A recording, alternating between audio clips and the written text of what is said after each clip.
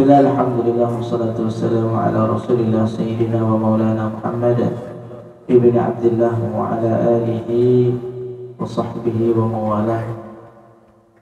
Qala al-musannif rahimahullah ta'ala wa hada man nafa'ana bihi wa bi'ulumi fi tawridi amin. Kitab Riyadhus Shalihin al-Imam an-Nawawi rahimahullah ta'ala rahmatan wasi'ah. Masih tentang babu fadl zuhdi fi dunya wal hathi ala taqalluli minha wa fadl faqri. Masih tentang bab keutamaan zuhud di dunia dan anjuran untuk taqallul minha, mensedikitkan darinya, dan keutamaan dari fakir. Yang paling utama adalah fakir ilallah, ya, rasa seseorang itu merasa selalu butuh kepada Allah, tidak merasa dirinya memiliki satu kekuatan atas kepemilikan sendiri.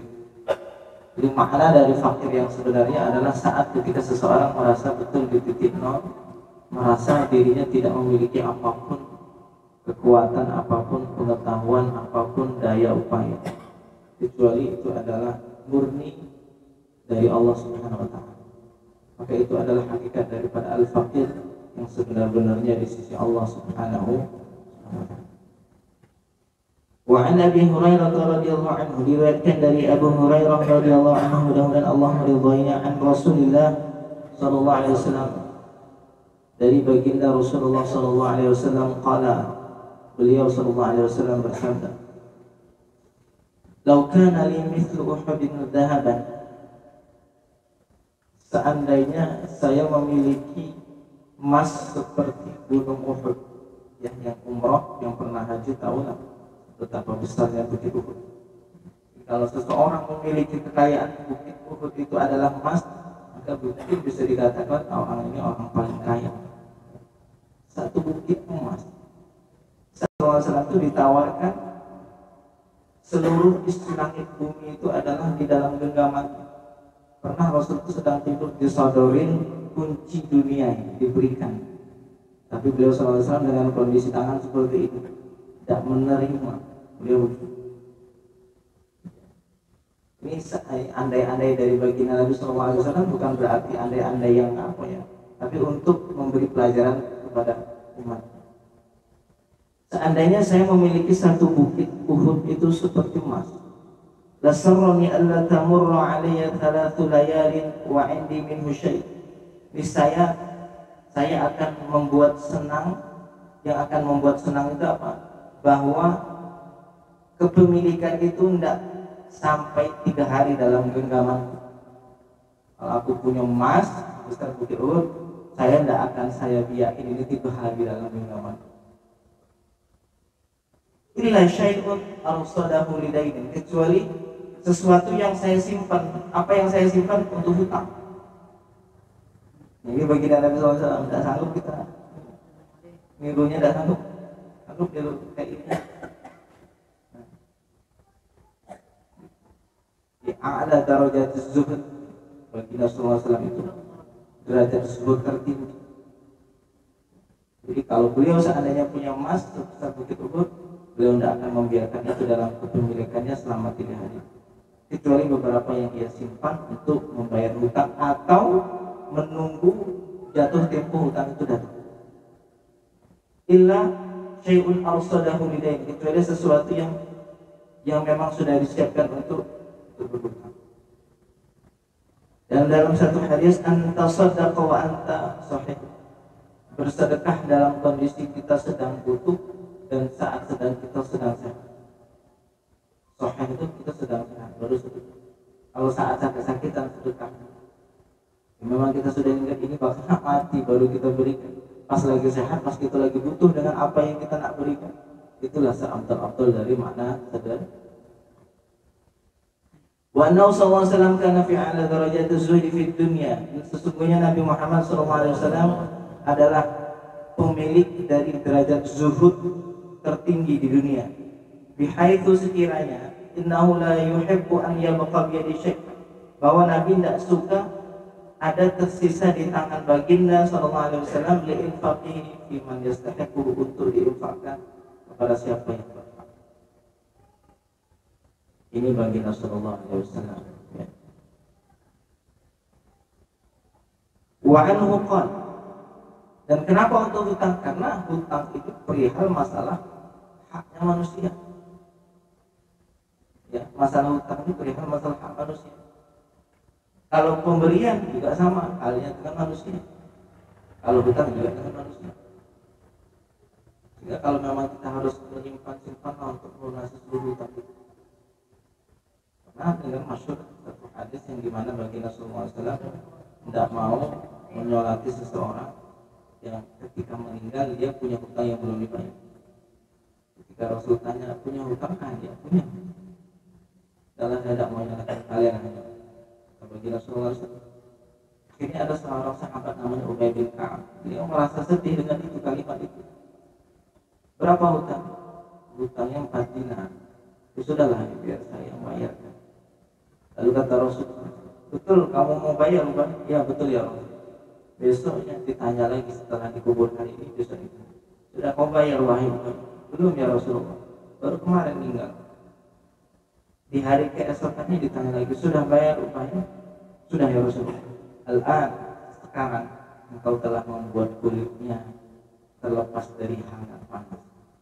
Justru lagi hitungan hutang itu belum bisa dibayarkan saat meninggal, itu membuat kulit panas sampai ada dari ahli warisnya yang menunaikan hutang dari yang bersangkutan. Jadi daripada nyimpen, lebih baik selesaikan hutang. Mati sekarang boleh bukti. Karena permasalahannya luar biasa. Baginda SAW itu tidak senang nyimpen harta di tangannya. Seandainya pun harus nyimpen itu tuh hutang. Nah gitu loh.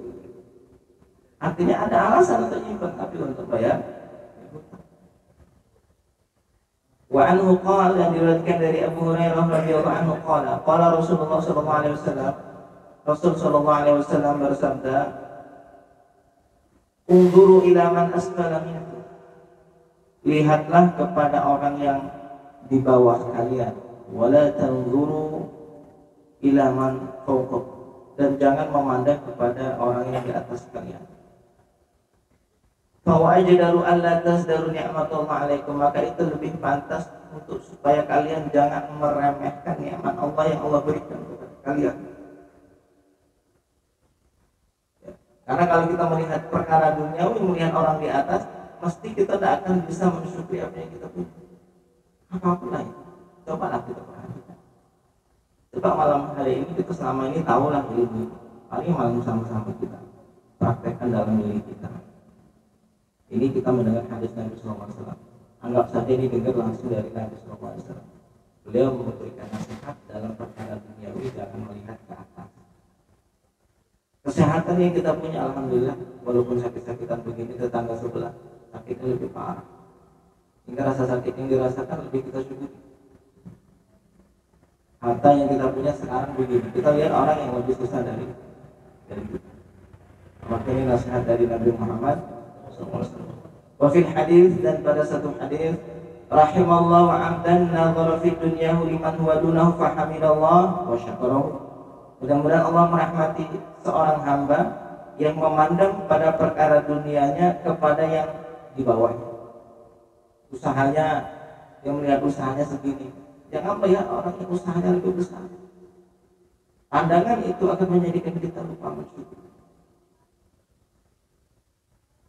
Fahamidallah wa syakarahu, saat ketika hamba itu memandang perkara dunia kepada orang yang di bawahnya, dia akan memuji Allah dan mensyukurinya. Punya keturunan, punya anak, punya kesehatan, punya usaha, apapun lah perkara dunia. Punya istri, jangan pandang gawinya nengok di Facebook, nengok cewek-cewek apa. Itu tuh buat kita tidak bisa menikmati istri sendiri. Yang dalam bayangan kita apa? Yang ditengok di rumah tidak ada lagi kepingin. Hati-hati, kita kiaskan dalam segala hal, bukan hanya perkara apa. Wa fi dinihi liman huwa fawqahu, dan perkara agamanya kepada orang yang di atasnya. Kalau perkara agama harus yang di atas. Fahamidallah wa jadahad, dia akan memuji Allah lalu dia bersungguh-sungguh. Orang itu bisa istiqomah. Boleh kita jadikan orang yang kelasnya jangan yang rendah-rendah. Yang kelas-kelas ulama yang istiqomah, orang itu bisa, saya tidak bisa. Jangan berpikir, oh itu kan ulama besar. Ya, memang ulama besar bukan manusia, kan manusia. Seandainya, bisakah kita itu berdoa supaya Allah jadikan kita jadi wali? Bisa tak? Boleh enggak? Boleh saja. Ya Allah, jadikan kami wali-walimu ya Allah. Kenapa? Karena bagian dari wujud supaya kita termotivasi untuk mengikuti akhlaknya para aulia. Tidak. Oh kita jadilah yang penting saya itu bisa sholat 5 waktu itu adalah terlalu rendah perkara akhirat itu. Motivasinya pun rendah, asalkan bisa sholat 5 waktu udah tinggal, asalkan ini ya. Nah kita lihat bagaimana para orang-orang soleh, para aulia beribadah. Nah kita ijtihadnya ke situ dalam perkara akhirat. Waqad waqa'a fi nuskhati Amr bin Syu'aib an Abi Anjadi qala khoslatani man kanat fihi kataballahu syakiran sabir. Ada dua kelompok. Siapapun yang memiliki bagian dari kelompok ini, Allah akan mencatatkan untuknya sebagai orang yang bersyukur dan bersabar. Siapa orang yang bersyukur bersabar? Man nawwar fi dunya ila man huwa dunahu, yang memandang dunianya kepada yang di bawahnya. Fahamidallah ala ma faddalahu bihi, lalu dia memuji Allah atas keutamaan yang Allah berikan. Karena dia memandang yang dia punya besar, saat ketika memandang yang lain ada ternyata yang lebih rendah darinya dalam perkara nikmat ini. Orang itu cuma bisa itu, saya bisa gitu, alhamdulillah dan enaknya, alhamdulillah. Wa man nadhara fi dinihi ila man huwa fawqahu faqad bi, dan orang yang memandang perkara agamanya kepada orang yang di atasnya lalu dia ngikutin. Orang itu begini, bagaimana cara-cara orang yang bisa begitu ya? Wa amma man nadhara fi dunya, jadi dua kelompok ini yang Allah catatkan sebagai orang yang bersyukur dan bersabar. Wa amma man nadhara fi dunya ila man huwa fawqahu, adapun orang yang memandang dalam perkara dunianya kepada orang yang di atasnya, dia penghasilannya 1 bulan 5 juta. Enggak, orang yang penghasilannya 10 juta, dia penghasilannya 100, dia lihat orang yang 200, yang 1 M, dia lihat ya 10 M, terus begitu. Wa amma man nadhara fi dunya ila man huwa fawqahu, adapun yang memandang perkara dunianya kepada orang yang di atasnya, wa asifa ala ma fatahu, dan orang itu putus asa terhadap apa yang tidak ia dapatkan. Apa yang dia dapatkan, dia menyesalnya luar biasa. Kegagalan yang dia hadapi itu jadi penyesalan yang selalu diingat-ingat dan tidak tahu bahwa itu bagian dari takdir Allah. Usaha bangkrut bisa, wah itu jadi penyesalan luar biasa, sampai itu penyesalan yang luar biasa. 1 tahun 2 tahun tidak bisa bangkit dari rasa itu. Fa innahu la yuktabu syakiran wa la sabiran, dia tidak tercatat sebagai orang yang bersyukur, tidak juga tercatat sebagai orang yang sabar.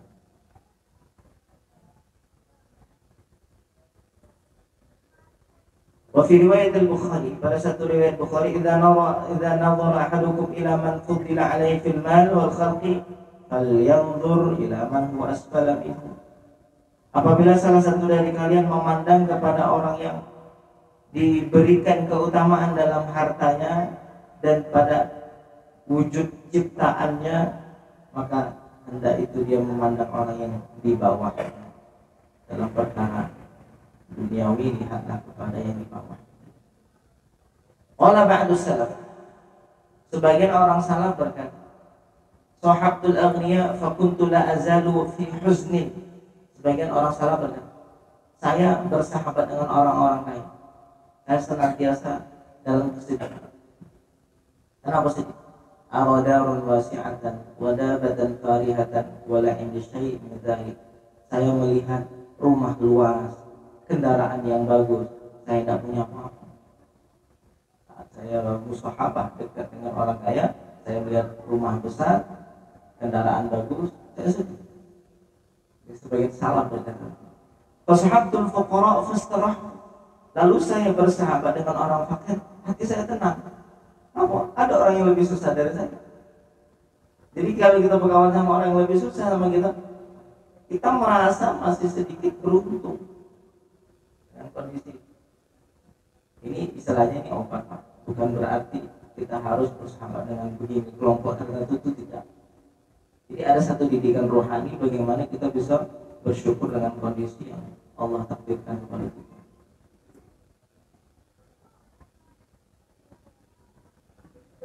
وفي معناه ما أخرجه الحاكم من حديث عبد الله بن الشخير رفعه أقل الدخول على الأغنياء, sedikitkanlah masuk kepada orang kaya. فإنه أحرى أن لا تزدروا نعمة الله, karena itu lebih pantas kalian akan menganggap remeh nikmat Allah yang Allah berikan kepadamu. Ya. Kita akan menganggap remeh dengan apa yang kita punya. Pas sampai ke rumahku kok begini. Nengok tadi rumahku begini. Mulai dibandingkan dan dia lupa mensyukuri apa yang Allah berikan. Berarti di pandangan yang paling penting itu di sisi pandangan mata kita. Jadi yang tidak boleh itu adalah basar. Kalau nazar boleh, tapi basar itu tidak. Basar apa? Melihat dengan teliti, melihat itu. Tapi kalau nazar itu ya biasalah memandang, tapi dengan kondisi tidak mengambil sesuatu itu ke dalam hati. Bedanya. Kalau kalau tengok nih, itu kan ini berapa? Kira-kira ini. Itu namanya basar. Makanya yang dilarang dalam agama ghadul basar, menundukkan pandangan teliti yang menjadikan kamu melupakan kenikmatan yang Allah berikan. Melihat laki-laki perempuan itu sebenarnya melihat wajah itu boleh, Pak. Dalam ijma ulama, ya, selain dalam pendapat Imam Asy-Syafi'i, aurat perempuan itu wajah tidak termasuk aurat. Jadi perkara pakai niqab itu khilafiyah. Kenapa khilafiyah? Bukan perkara ijma. Karena kalau seandainya ijma, maka niscaya orang yang keliling Ka'bah tidak akan boleh mereka itu membuka wajah. Tapi dalam kaedahnya orang yang ketika perempuan yang pakai niqab itu tidak sah ibadahnya. Kalau istri-istri Nabi itu karena memang dilarang disuruh pakai hijab, bagaimana caranya? Pakai semacam topi lalu ada kain begini, tidak nempel wajah. Sampai sholat tidak boleh pakai cadar, pakai niqab tidak boleh. Makruh. Artinya apa? Perkara itu harusnya kalau memang wajib, maka saat orang tawaf di Ka'bah mesti saat itulah harus ditutup, paling ditutup, karena tempat keramaian. Semua orang melihat wajah orang asing. Ya, buktinya apa? Jadi perkara wajah lebar. Jadi memandang boleh seorang interaksi apa jual beli, yang jualan cewek boleh, tapi pas jualan jangan diteliti pandangannya. Sekilas Mbak berapa Mbak? Sudah. Mbak ini hebat juga nih. Terbayang itu pandangan itu, mohon maaf, terbayang dalam pikiran malam nanti akan mengurangi kenikmatan dengan istri. Mulai kurang kok nggak pikir saya macam ini gitu. Lo yang cewek ya sama kayak gitu. Kalau dia tidak bisa menundukkan pandangan kepada laki-laki lain, maka dia tidak akan memandang suaminya sebagai laki-laki yang spesial. Pelajaran bagi orang yang mau nikah. Karena ini nanti 2 minggu lagi ada yang mau nikah nih, kawan kita ini. Memang harus belajar menundukkan pandangan kita. Baik itu dalam perkara, ya, perkara dunia apapun. Bisa lah dikiaskan, itu semua sudah dewasa, kiaskan pandangan apa yang sekiranya dapat membuat hati ini tidak tenang, bikin hati ini gelisah.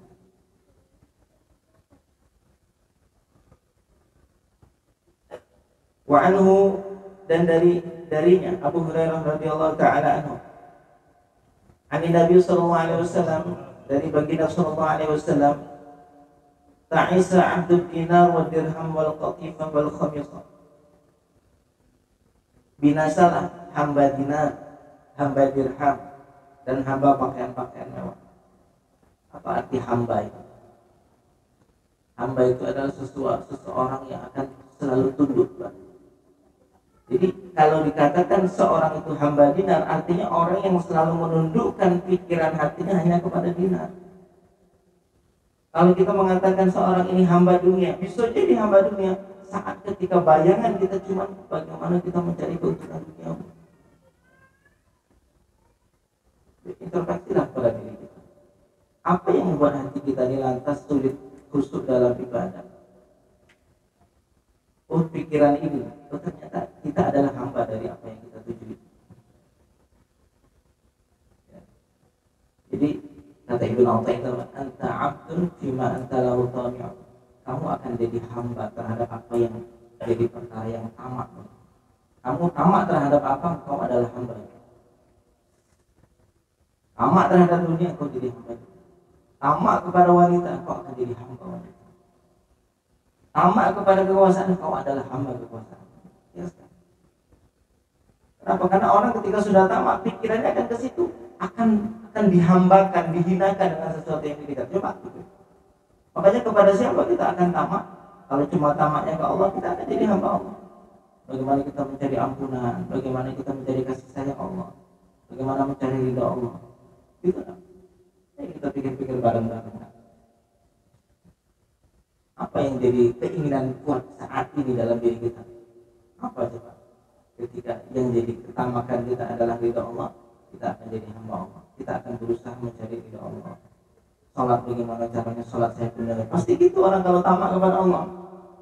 Bagaimana saat saya salat bisa menghadap hati saya di hadapan Allah, menatap kebesaran Allah. Saat istighfar, bagaimana betul mengakui salah dosa diri kita di hadapannya. Kok sholat ibadah kok hatinya kosong, itu menyesal. Dosa apa saja kok sholatnya kok kosong. Sulit mau ibadah lagi, ada hamba apa, saya ini jadi hamba siapa, sehingga untuk Allah saya berat. Diri kita yang tahu. Walil insanu ala nafsihi basirah. Manusia itu terhadap dirinya dia tahu. Kita bisa lihat cuma dari zahir, hakikat seorang kita tidak akan tahu. Jadi kita lah kaca pada cermin diri kita. Jadi baginda SAW menggunakan kata ta'isa abdud dinar wa dirham. Binasalah hamba dinar dan dirham. Bisa dikatakan binasalah hamba dunia yang ketamakannya hanya mengumpulkan pundi-pundi dunia. Dunia itu macam ada ya kekuasaan, ada kemasyhuran, ada apa pujaan orang, macam-macam.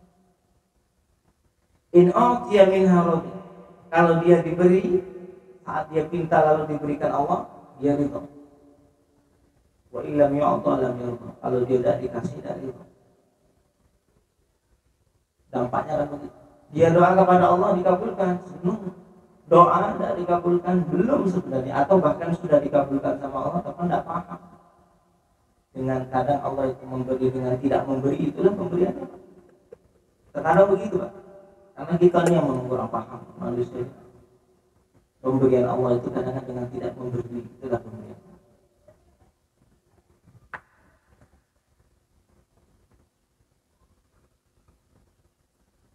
Jadi tamak terhadap sesuatu kal asir alladzi la yajidu mukhlisan, seperti orang yang tertawan. Orang ketika tamak sesuatu dia seperti orang yang tertawan.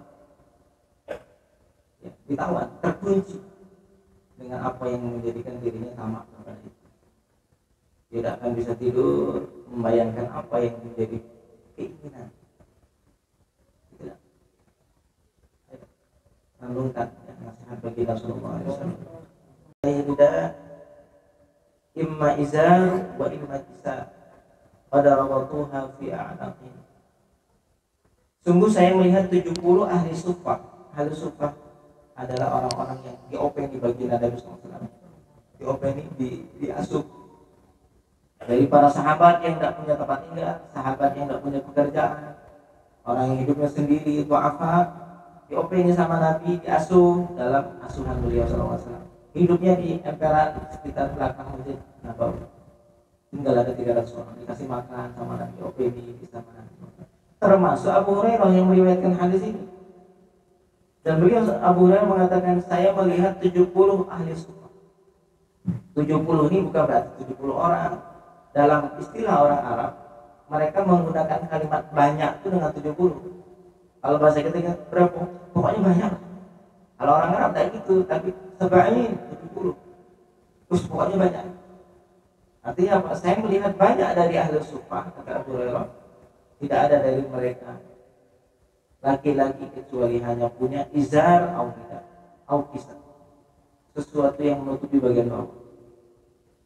Padrabatu hafi anaqihim, yang mereka ikat di leher mereka. Jadi cuma satu kain yang menutupi bagian badan dan kaki, yang kalau panjang diikat ke leher belakang. Faminha ma yablughu nisfas saqain. Sebagian darinya ada yang sampai tengah apa? Tengah lutut, bawah lutut, betis, sampai itu betis. Ada yang kain itu diikat ke leher sampai ke betis. Baju siko itu lah. Bagi salah satu bajunya dua. Kalau kita bajunya berapa? Tengok film aja. Wa minha ma yablughul ka'baini, sebagian dari mereka ada yang yablughul ka'baini. Ada yang sampai mata kaki. Alhamdulillah, ada yang sampai mata kaki. Wa yajma'uhu bi yadihi karahiyatan an tura auratahu, lalu diikatkan karena khawatir, diikat dengan tangan. Nah, itu diikat supaya jangan jatuh, karahiyatan an tura auratahu, khawatir auratnya nampak. Kita sholat kadang-kadang dibantu pakai tangan begitu ya, diikat supaya khawatir auratnya.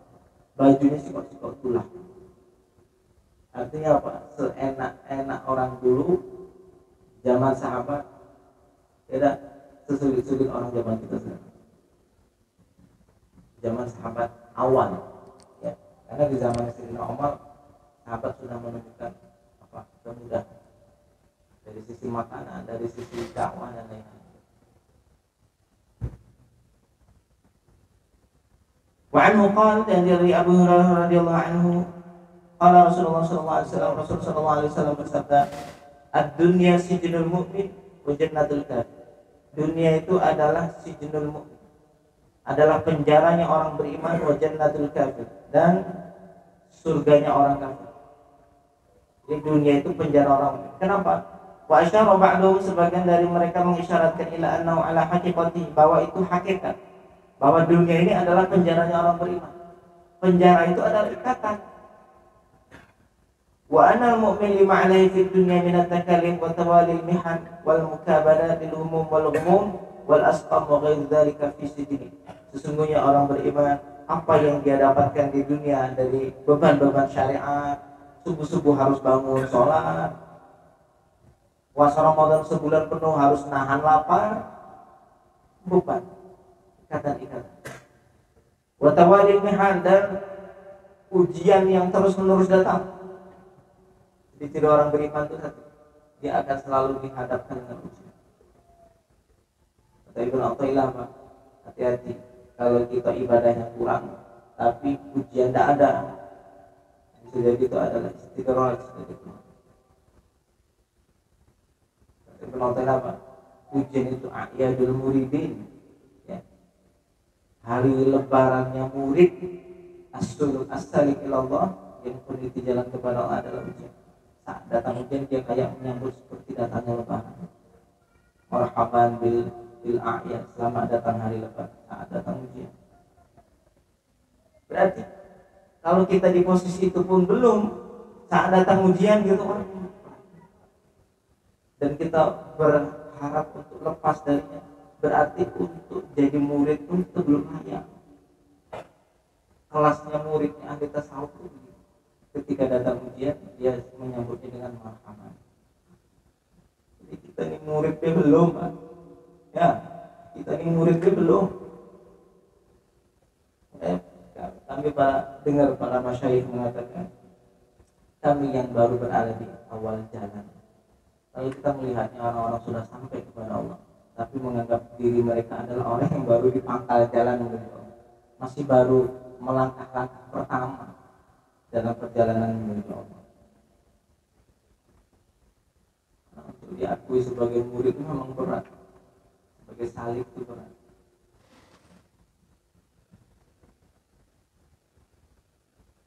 Jadi pecinta para aulia, pecinta para solihin. Mudah-mudahan harapan kita tergolong dalam kelompok mereka. Amin ya rabbal alamin. Ibnu Hajar Al-Asqalani, ya, beliau adalah seorang qadhi di Mesir. Beliau kondisinya apa? Masyhur kekayaannya. Pokoknya kalau pakai baju mahal. Ibnu Hajar Al-Asqalani, pengarang kitab Fathul Bari. Beliau di orang Mesir qadhi Qudam. Suatu hari beliau pakai baju bagus, pakai kendaraan bagus. Kendaraan zaman dulu ya, kuda-kuda yang bagus, harganya mahal. Suatu ketika ada orang Yahudi menjualnya. Lalu orang Yahudi itu mengatakan kepada, wahai imam, saya pernah dengar Nabi pernah bersabda bahwa dunia ini adalah penjaranya orang beriman dan dunia ini adalah surganya orang kafir. Maka surga apa diriku dan neraka apa diriku? Saya ini susah nih, dunia susah, makan susah, di surga apa? Dan kamu nih senang gini, neraka mana yang kau maksud? Apa kata Imam Hajar Al-Asqalani? Saya ini kayak gini nih, dibandingkan dengan apa yang Allah siapkan nanti untukku di akhirat. Ini sudah neraka.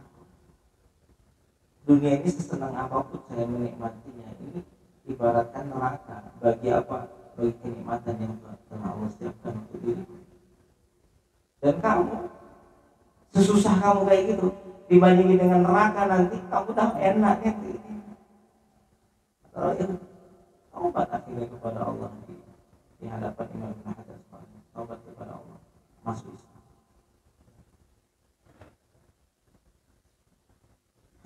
Wallahu ta'ala a'la wa a'lam bis-shawab. Alhamdulillahirabbil alamin. Insyaallah kita lanjut di pertemuan yang akan datang. Biidznillah ta'ala. Ya, malam ini insyaallah lebaran malam apa? Sabtu dan Kamis ya. Kamis lebaran, jadi karena itu tanggal 10 Zulhijjah, jadi kita libur malam depannya. Biasanya kalau Idul Adha 3 hari libur. Kalau di Mesir itu memang Idul Adha itu Idul Akbar, Idul Akbar. Kalau kita Idul Akbarnya apa? Idul Fitri. Mereka itu mudik tuh kalau Idul Adha. Idul Fitri malah ada. Jadi minggu depan insyaallah kita kerjanya libur. Mari sama-sama di tanggal 8, 9 Tarwiyah dan puasa Arafah. Mari sama-sama puasa hari Selasa sama hari Rabu. Selasa dan Rabu. Selasa tanggal 8, Rabu tanggal 9. Paling bagus puasanya dari tanggal 1 sampai tanggal 9 paling bagus. Paling enggak minimal kalau tidak bisa puasa 9 hari, puasa tanggal 8 dan 9. Puasa Tarwiyah dan puasa yang punya puasa qadha yang belum terbayar Ramadan kemarin, boleh sekalian nempel. Tapi nempelnya bukan nempel ke puasa Tarwiyah, tapi dia puasa qadha, kebetulan di hari itu dia dapat pahala Tarwiyah. Enak ibadahnya. Kita pengennya begitu lah. Pengennya sekali dayung banyak untung besar gitu. Modal dikit untung banyak. Nah, itu. Jadi sama-sama kita niatkan dari sekarang untuk menjalankan puasa besok supaya tubuh kita pun menyiapkan diri untuk puasa. Alhamdulillah. Ada pertanyaan? Alhamdulillahirabbil alamin. A'udzu billahi minasyaitonir rajim. Bismillahirrahmanirrahim. Alhamdulillahirabbil alamin. Allahumma shalli ala sayyidina Muhammad wa ala ali sayyidina Muhammad. Allahumma iftah alaina hikmataka wa anshur alaina min khazaini rahmatik. Allahumma a'in ala dhikrika wa syukrika wa husni ibadatik. Allahumma ij'alna min adh-dhakirin, ij'alna min asy-syakirin, ij'alna min ahli wirasatil nabiyyin. اللهم اجعلنا صابرا، اللهم اجعلنا صابرا واجعلنا شاكرا. اللهم يا الله انا نسالك قلبك وحبنا بحبك وعمل يقربنا الى حبك. ربنا ظلمنا انفسنا وان لم تغفر لنا وترحمنا لنكونن من الخاسرين. ربنا اتنا في الدنيا حسنه وفي الآخرة حسنة وقنا عذاب النار. صلى الله على سيدنا محمد والحمد لله رب العالمين. تقبل الله منكم.